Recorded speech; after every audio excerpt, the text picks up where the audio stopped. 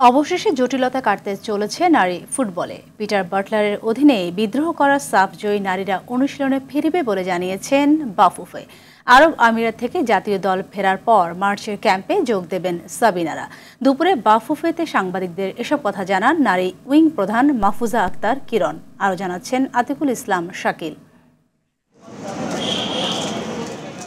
নারী ফুটবলে coach footballer মুখোমুখিতে কয়েকদিন ধরে চলছিল অচলাবস্থা। সংবাদ মাধ্যমেও নারী ফুটবলারদের এই বিদ্রোহ নিয়ে চলছিল চুলচেরা বিশ্লেষণ। তবে শৃঙ্খলার বিষয়ে বাফুফের অনমনীয়তা ও দুই পক্ষের সাথে সমঝোতার চেষ্টায় অবশেষে এ যাত্রা বরফ গলতে যাচ্ছে।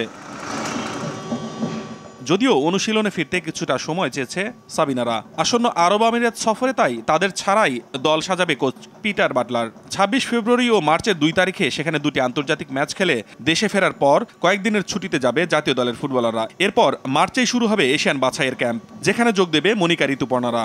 আজকে বসার পরে আমি যেটা বলতে পারি সেটা হচ্ছে মেয়েরা ফিরবে। ওরা যখন প্র্যাকটিস শুরু করবে তার আগে আমরা যেটা করব, সবার সাথে আমরা একসাথে বসে তাদেরকে যে মিসআন্ডারস্ট্যান্ডিংগুলো ছিল সেটা মিটিয়ে দেওয়া হবে।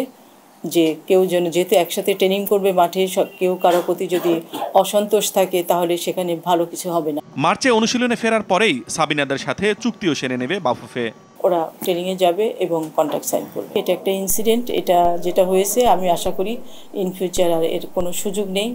সেই জায়গাটা থেকে মেন্টাল হেলথ প্লাস আদার্স যে কাউন্সিলিং সেটা অব্যাহত থাকবে এবং তারা আবার সফর্মে ফিরে আসবে। অপরদিকে কোচও তার অবস্থান থেকে সরে এসেছেন, তবে দলে যে পারফরমেন্স দিয়েই থাকতে হবে সেটিও মনে করিয়ে দেন তিনি। আতিকুল ইসলাম শাকিল, RTV, ঢাকা।